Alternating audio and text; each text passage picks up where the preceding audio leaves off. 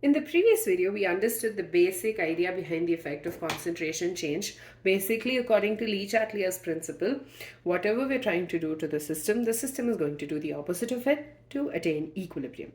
So in this video, we are going to be talking about an example. We will be learning about another example as well, another experimental example in the next video. But this is a theoretical example where we talk about the reaction between hydrogen and iodine to give hydrogen iodide. So basically H2 plus I2 gives rise to 2HI. That is the equilibrium. That's the reaction we're going to be talking about. At equilibrium, as we know, the forward and the backward processes are going to take place simultaneously, which means the rate of combination of H2 and I2 to give us 2HI is equal to the rate of dissociation of hydrogen iodide to give us hydrogen and iodine. So at equilibrium, this is what is observed. So the concentrations of H2, I2 and HI is constant. Excuse me. This is for a system at equilibrium. Now, let's assume we added some of H2. So when H2 is added, what does this mean? This means that the concentration of H2 increased. So concentration of H2 is increased. Now what will the system do? The system is going to try and decrease the concentration of H2. So the system tries to decrease the concentration of H2. And this happens by H2 and I2 combining to give us 2HI. This means that the forward reaction will take place.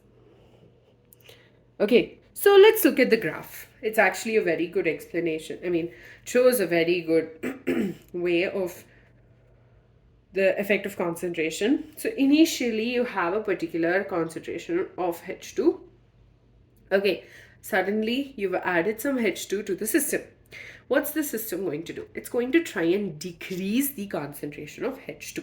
That is from T1 to T2 till the equilibrium gets established. Notice the other two things. Okay, I2, it was at a constant, but because there was an increase in the concentration of HI, more of I2 is also getting used up. So notice that the concentration before we added the H2 is higher for I2 than it was after the equilibrium was reached. But H2 on the other hand, there is actually an increase in the concentration of H2. HI on the other hand, initially it was this much, but when we added H2, since the forward reaction is increasing, there is an increase in the concentration of HI till this value where the equilibrium is reached. So what I'm trying to say here is the concentration of H2 is going to be lower, but it's not going to be as low as it was before. Okay, I2 on the other hand, more of it is getting consumed to give us till the equilibrium is reached. HI, there is an increase in the concentration because the forward reaction is taking place. Another way we can understand all of this is by revisiting the reaction quotient.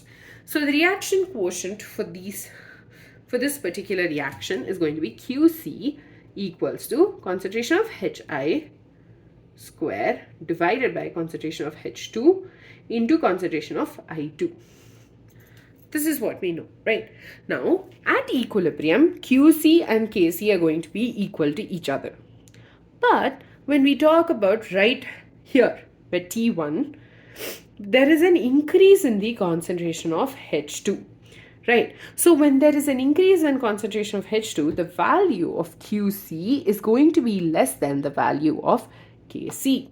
And when QC is less than KC, as we've learned till now, the forward reaction is preferred. Okay.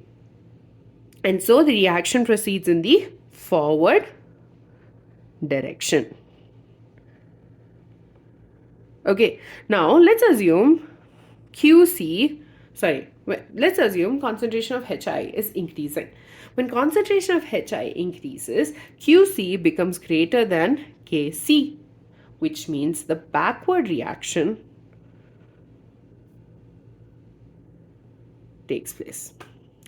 Okay, so let's say, for example, there was an increase in the concentration of HI. Okay, you will observe that the concentration of H2 and I2 would have been higher by the end of the graph, where the equilibrium was reattained, and concentration of HI would have slightly, like compared to this value, it would have slightly decreased. So with that, we're done with the example of H2 plus I2 gives rise to 2HI. Basically, what the system is trying to do is opposite of what we're doing. We talked about when H2 is added, the system will try to decrease the concentration of H2, which does happen. However, notice that the concentration of H2 is actually slightly higher than it was before because of the addition of hydrogen. Iodine, on the other hand, when H2 was added, there is a decrease in the concentration of iodine.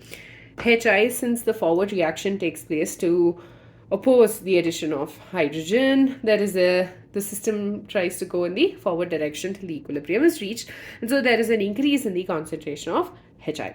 With that, we're done with this particular example. Also, another thing I'd like to point out is that when we remove HI, more of hydrogen and iodine will react to give us more of HI. So basically, the reaction would proceed in the forward direction. With that, we're done with the example. In the next video, we will be discussing the experiment that is given in your textbook, where we talk about potassium thiocyanate reacting with iron 3 nitrate.